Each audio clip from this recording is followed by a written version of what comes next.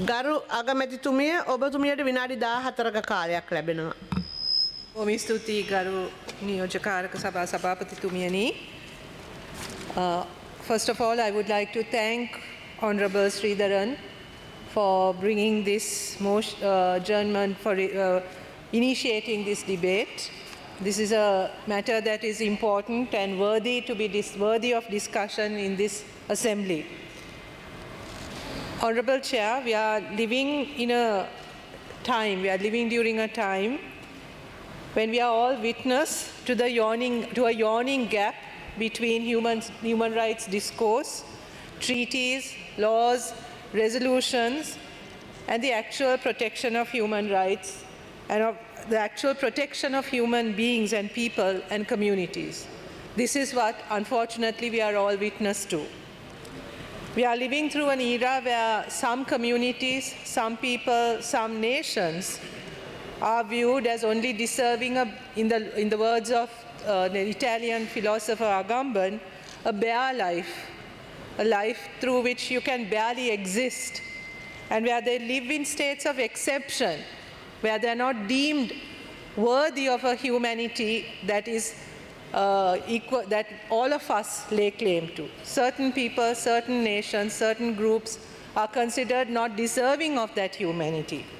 This is the era in which we are living. For us as the new government in Sri Lanka,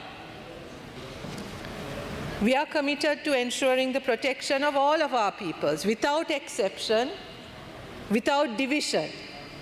For us, all are equal citizens of this country who are worthy of the same respect and the same level of acceptance and dignity and humanity.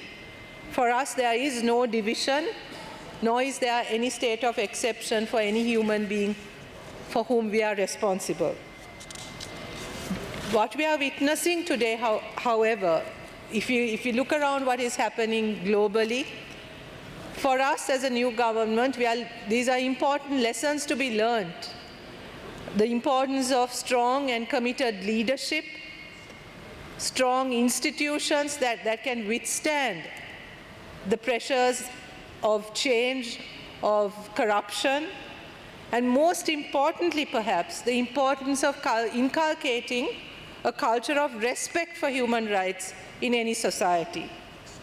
We can see how easily institutions can be dismantled or institutions can be weakened if that culture of respect for human rights is not something that is normalized or accepted within a society. It is a fact, and it has been spoken of before as well, that we as the new government inherited a governance system that was steeped in corruption, privilege, abuse of power, complete and utter disregard for the rule of law, I would say contempt for the rule of law, and contempt also for those who do not belong to that same privileged class.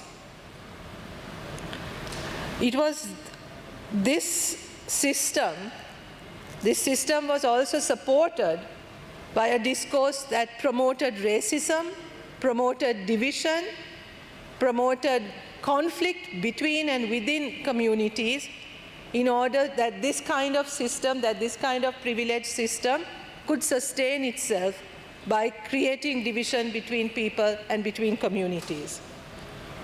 Honorable Member, Honorable Chair, we cannot dismiss or ignore the impact of that legacy for over 70 odd years in this country. This is what we inherited.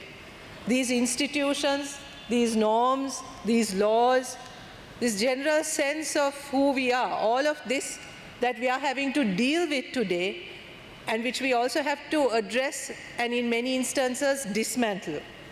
We cannot dismiss lightly the impact of those years on the political culture that was maintained in this country and that survived in this country till not even just barely a year ago, and what that has meant for us as a people, as a country. Honorable Chair, it's also correct to say that if we look at all the perpetrators, at the at the lowest level even, many who have participated in violations of human rights may not have intended to be evil. Their intention may not, they might not even have considered themselves evil or wicked or even as breaking the law.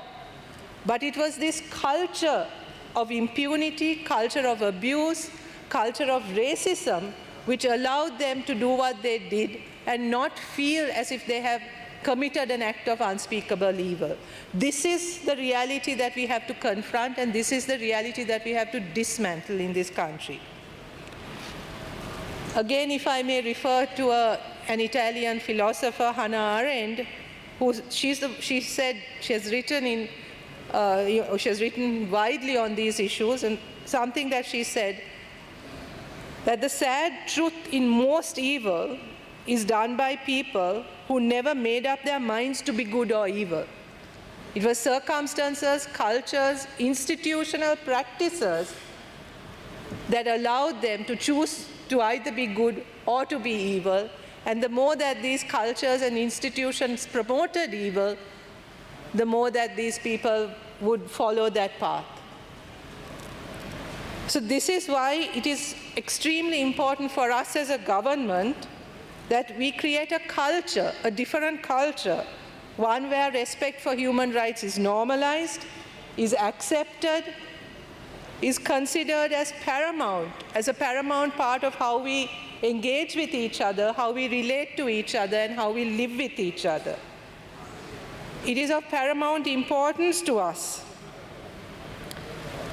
that the narratives, that the value systems that upheld things like racism, misogyny, sexism, casteism, classism, all of these things which upheld or encouraged or created a culture where human rights were violated, human rights could be ignored, that dismantling this culture and dismantling the institutions that supported such a culture is of extreme importance to us.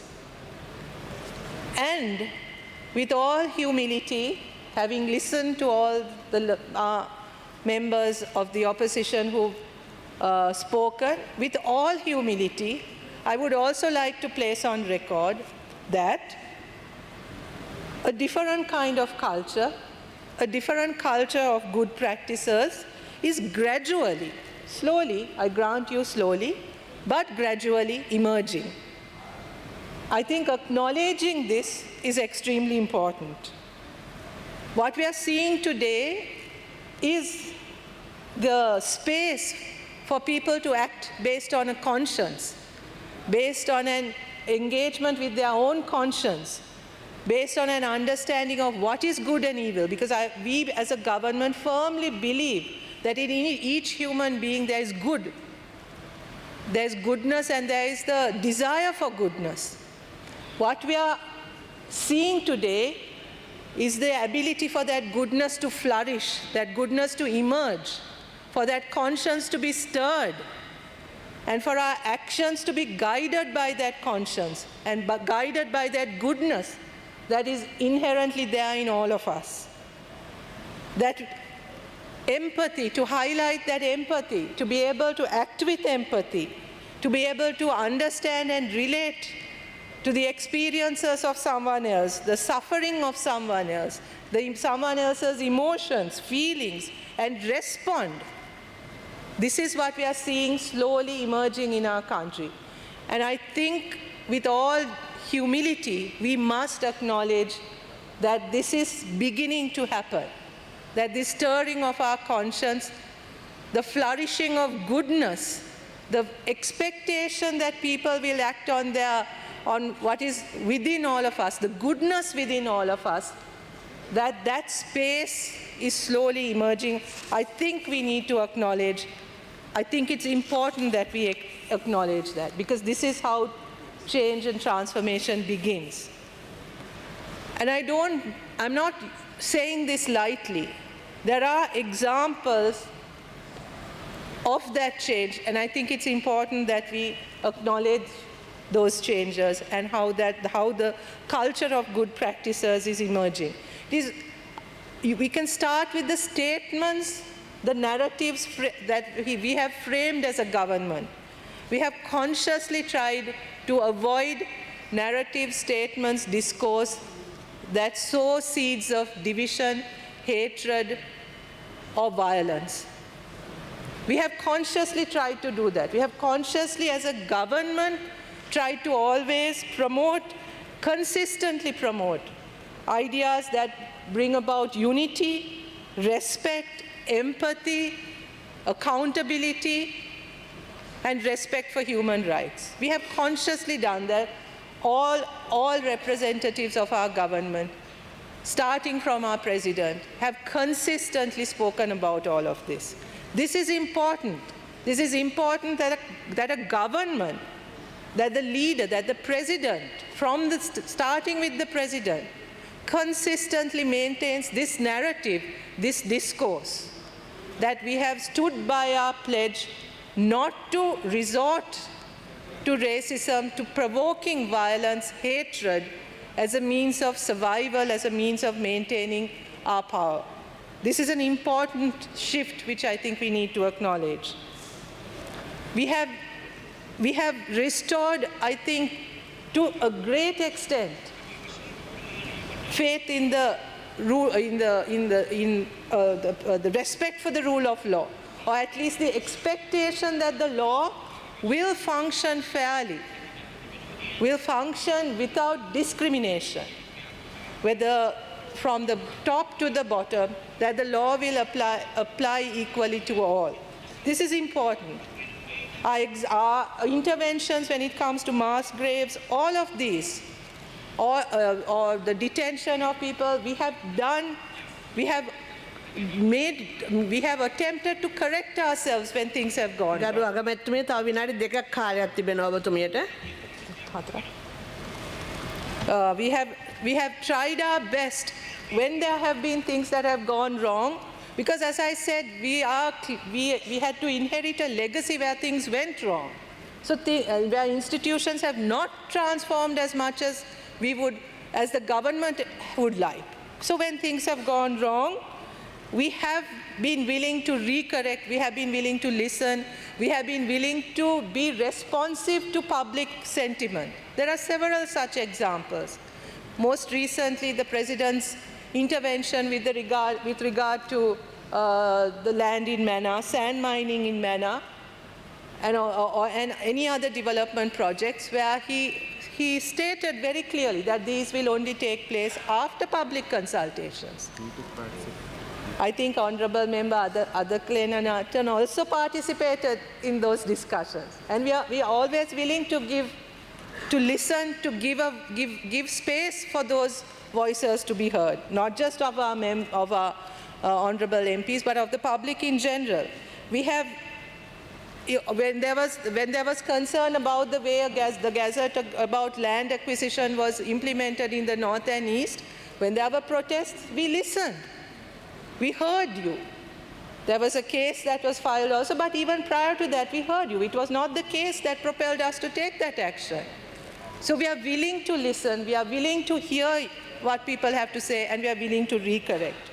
We also understand the indivisibility of human rights and the intersectionality of human rights. This is why for us socio-economic development is fundamentally important, why addressing gender concerns are fundamentally important, why we acknowledge how class and gender and race and caste play a role in how human rights are experienced by people. We understand this, and this is why we acknowledge this in how we work and how we plan, and why we consider all of these rights as equally important and rights that have to be paid attention to equally. This is especially why when it comes to things like education, where our policy is that we will leave no child behind. So when there are special instances like among the Malaya community or in the north and east, we will make special provisions. We will take extra effort. When it comes to development areas which are underserved, we will make special efforts because we understand how these rights are linked to each other. So, Honourable Chair, once again I would like to thank the Honorable Member Sridharan for raising this, and even in his adjournment motion, he has raised many of these issues that are linked with each other. And this, I think, is an extremely good move, where instead of speaking of a selected issues of a selected community, we are able to widen this discussion and to talk about human rights as it affects every aspect of our lives. So, in conclusion, let us acknowledge of course, let us acknowledge where we have gone wrong. This is important. But as a government, let us also, I would request all of our colleagues here to also acknowledge that there is a culture of good practice that is emerging, that there is a stirring of conscience, which we think is fundamentally important to creating a new kind of society and a new culture which is far more respectful and empathetic of each other and of human rights. Thank you very much for the time that was granted to me.